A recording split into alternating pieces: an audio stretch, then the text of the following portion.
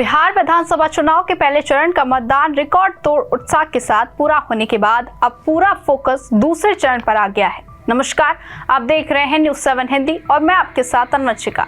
पहले चरण में मतदाताओं ने 18 जिलों की 121 सीटों पर 65.08% मतदान पर लोकतंत्र का नया इतिहास रचा।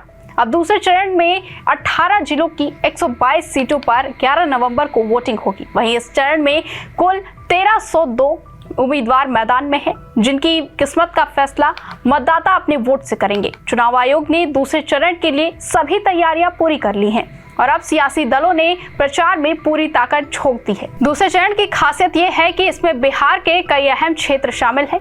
यूपी के सीमा से सटे जिले, चंपारण बेल्ट, मिथिलांचल और सीमांचल के इलाके। यही वजह है कि इस चरण को राजनीतिक रूप से बेहद महत्वपूर्ण माना जा रहा है। पहले चरण में जहां एनडीए की ओर से मुख्यमंत्री नीतीश कुमार और पूर्व मुख्यमंत्री जीतन राम मांझी की साख दांव पर थी, वहीं दूसरे चरण में बीजेपी की असली परीक्षा होगी। इस चरण में भाजपा की सीटें सबसे ज्यादा हैं, इसलिए इस चरण का परिणाम आगे की राजनीति की दिशा तय कर सकता है। वही विपक्षी महागठबंधन के लिए ये भी चरण किसी परीक्षा से कम नहीं है।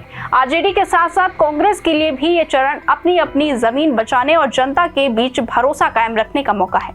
वहीं असदुद्दीन ओवैसी की पार्टी AIMIM के लिए ये भी चरण अहम माना जा रहा है, क्योंकि 2020 के विधानसभा चुनाव में ओवैसी ने इन्हीं इलाकों की सीटों पर अप्रत्याशित सफलता हासिल की थी और कई राजनीतिक दलों को चौंका दिया था। अब देखना ये होगा कि वो अपनी साख बचा पाते हैं या नहीं। वही दूसरे चरण में जिन जिलों की सीटों पर मतदान होना है उनमें गया, कैमूर, रोहतास, औरंगाबाद, कटिहार, किशनगंज, पूर्वी चंपारण और पश्चिमी चंपारण जैसे बड़े जिले शामिल हैं। वही गया जिले में 10, कैमूर की 4, रोहतास की 7, औरंगाबाद की 6, कटिहार की 7, किशनगंज की 4, पूर्वी चंपारण की 12 और पश्चिमी चंपारण की 9 विधानसभा सीटों पर वोट डाले जाएंगे। इन इलाकों की सामाजिक और राजनीतिक समीकरण हमेशा से बिहार की राजनीति को प्रभावित करता रहा है। चंपारण बेल्ट में भाजपा का परंपरागत प्रभाव रहा है, वहीं सीमांचल और मिथिलांचल क्षेत्र में आरजेडी के और कांग्रेस का अच्छा जनाधार माना जाता है। कटिहार और किशनगंज जैसे इलाकों में मुस्लिम और अल्पसंख्यक मतदाताओं की बड़ी संख्या है, जो इस चरण में निर्णायक भूमिका निभा सकते हैं।